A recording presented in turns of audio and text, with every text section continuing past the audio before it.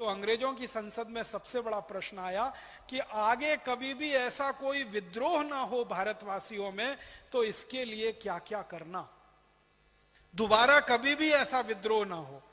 तो कई अंग्रेजों ने अपने प्रधानमंत्री को कहा, जो उस समय इंग्लैंड का प्राइम मिनिस्टर था, उसको पूछा गया कि क्या क्या करना फिर इसके लिए। तो प्राइम मिनिस्टर को एक तो ये पूछा गया कि हम तो अंग्रेज खत्म हो गए भारत में, तो उसने कहा चिंता मत करो, दोबारा हम फिर भारत में जाएंगे और भारत में हमारे कुछ मित्र और दोस्त हैं, उनकी मदद से भारत में फिर प्रवेश करेंगे। तो उनके मित्र और दोस्त कौन? हमारे लिए जो गद्दार, वो अंग्रेजों के मित्र और दोस्त। आपको मालूम है इस हिंदुस्तान में अंग्रेजों ने कई परिवारों को राय बहादुर की पदवियां दे रखी थी। ये सारे के सारे राय बहादुर देश के गद्दार साबित हुए। सर भी देते थे, सर की पदवी, राय बहादुर की पदवी, नाइटहुड की पदवी, ये पदवियां लेने वाले सारे खानदान गद्दार निकले। उन्होंने अंग्रेजों की भरपूर मदद की। सबसे बड़ा परिवार जिसने अंग्रेजों की मदद की 1857 की बगावत के बाद, पटियाला का परिवार, जो आज भी जिंदा है, और उसी परिवार का एक आदमी मुख्यमंत्री बनता रहता है पंजाब का। बहुत शर्म आती है मुझे पटियाला वालों को ये कहते हुए, हमारे कुछ मित्र बैठे हैं यहाँ पटियाला के।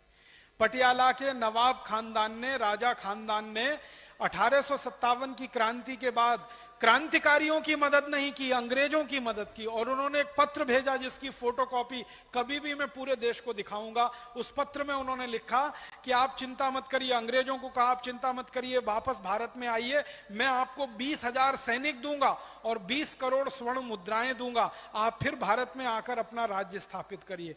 तो पटियाला के नवाब के कहने पर अंग्रेज आ गए।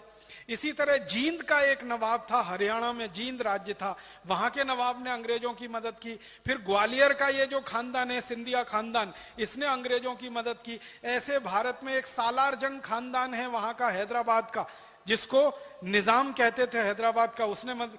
ऐसे 10-12 बड़े परिवार थे जिन्होंने करोड़ों स्वर्ण मुद्राएं अंग्रेजों को दी और अपने सैनिक भी दिए लड़ने को।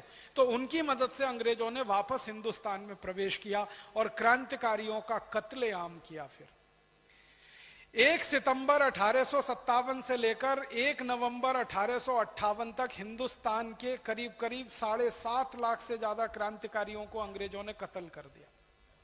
और कैसे कत्ल किया? एक बिठूर नाम का छोटा सा शहर है कानपुर के नजदीक, वहां के 2 बड़े क्रांतिकारी थे इस देश में, नाना साहब पेशवा और तात्या टोपे। ये दोनों क्रांतिकारियों के शहर के 24,000 लोगों को गोली से मार दिया या तलवार के मौत की घाट उतार दिया अंग्रेजों ने। 3 महीने के छोटे बच्चे से लेकर 90 साल के बुजुर्ग तक सबको खत्म कर दिया अंग्रेजों ने। अपराध क्या था उनका? कोई अपराध नहीं था, बस एक ही अपराध था कि वो तात्या टोपे और नाना साहब पेशवा के शहर में रहते थे। तो अंग्रेज कहते थे ये सब बगावत करेंगे और क्रांतिकारी बनेंगे, इसलिए सबको कत्लेआम करो। और ये कत्लेआम अंग्रेजों ने भारत के पटियाला नवाब, माने पटियाला राजा, जींद का राजा, ग्वालियर का सिंधिया खानदान, इनके सैनिकों की मदद से किया था। और ये सारे कत्लेआम पूरे देश में हुए। अंग्रेजों की सरकार फिर स्थापित हो गई। फिर अंग्रेजों की सरकार जब स्थापित हुई तो क्वीन विक्टोरिया ने एक ऐलान किया। 1 नवंबर 1858 को वो ऐलान भारत के बड़े बड़े अखबारों में छपा। उस जमाने में अंग्रेजी कोई अखबार निकलते थे, उनमें छपा।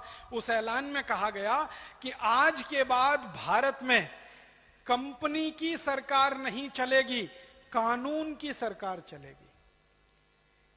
माने 1 नवंबर 1858 तक कंपनी की सरकार चलती थी। कंपनी माने east India company.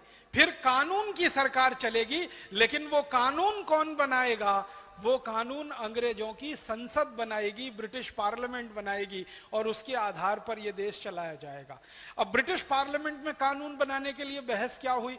British parliament में बहस यह हुई कि कानून ऐसे बनाए जाने चाहिए कि सारे भारतवासी कभी भी दोबारा से खड़े ना हो सकें और अंग्रेजों के खिलाफ बगावत ना कर सकें। तो सबसे पहला कानून जानते हैं क्या आया? सबसे पहला कानून आपको हैरानी होगी जानकर, अंग्रेजों के खिलाफ जो बगावत हुई थी वो सशस्त्र बगावत थी, उसमें हथियारों का इस्तेमाल हुआ था। अंग्रेजों ने सबसे पहला कानून बनाया कि भारत में हथियार वही रख सकेगा जिसके पास लाइसेंस होगा, लाइसेंस जिसके पास नहीं होगा वो हथियार रखने का अधिकारी नहीं होगा। तो अंग्रेजों ने क्या किया, लाइसेंसिंग ऑफ आर्म्स एक्ट, ये पहला कानून बनाया। और इस कानून के आधार पर क्या किया गया, घर घर की तलाशियां ली गई, किसके घर में बंदूक है, किसके घर में हसिया है, छुरा है, चाकू है, क्या क्या हथियार है, वो सब अंग्रेजों ने छीन लिए, क्योंकि अंग्रेजों को डर था इन्हीं हथियारों की मदद से भारतवासी दोबारा फिर बगावत कर सकते हैं। तो सबसे पहले उन्होंने लाइसेंसिंग ऑफ आर्म्स एक्ट बना के हथियार छीनने का कानून बनाया। और एक बार भारतवासियों के हथियार छिन गए तो भारतवासी कमजोर हो गए, और वो कमजोरी इतनी भारी पड़ी कि अगले 90 साल तक फिर अंग्रेजों की गुलामी हमें सहन करनी पड़ी।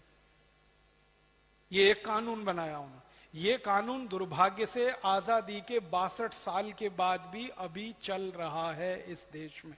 मालूम है, हथियार वही रख सकता है जिसके पास लाइसेंस हो सकता है, और लाइसेंस देने का काम सरकार करती है।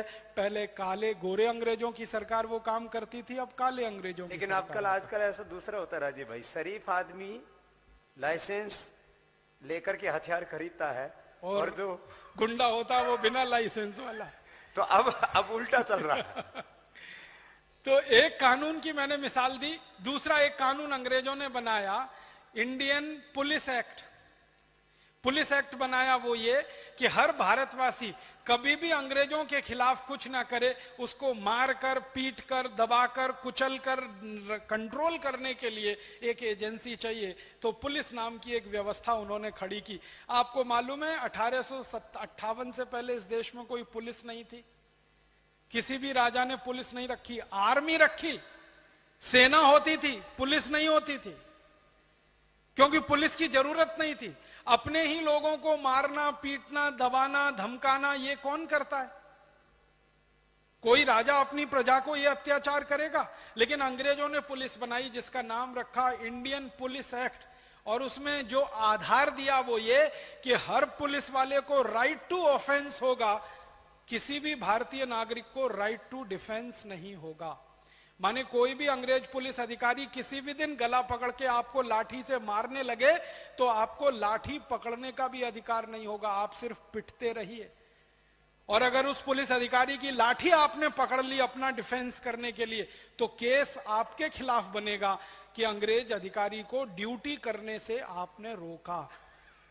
जानते हैं आप, यही राइट टू ऑफेंस वाला कानून, इंडियन पुलिस एक्ट वाला, आजादी के 62 साल के बाद भी अभी भी चल रहा है। अंग्रेजों ने ऐसे ही एक कानून बनाया, इंडियन सिविल सर्विसेज एक्ट। हमारे यहाँ ग्राम पंचायतें होती है ना, पहले वो काम करती थी। सरपंच होता था, गांव का प्रमुख होता था, पंचायत उसके साथ काम करती थी। जो जो काम ग्राम पंचायत करती थी, कभी जरूरत पड़े तो टैक्स लगाना, जरूरत पड़े तो उसको गांव के विकास के लिए खर्च करना, वो सारे अधिकार छीन कर एक कलेक्टर को दे दिए गए। और उस पोस्ट को डीएम कहते हैं, डिस्ट्रिक्ट मजिस्ट्रेट कहते हैं, कलेक्टर कहते हैं। और ये जिस कानून के तहत हुआ वो इंडियन सिविल सर्विसेज एक्ट, वो कानून वैसे का वैसा ही चल रहा है।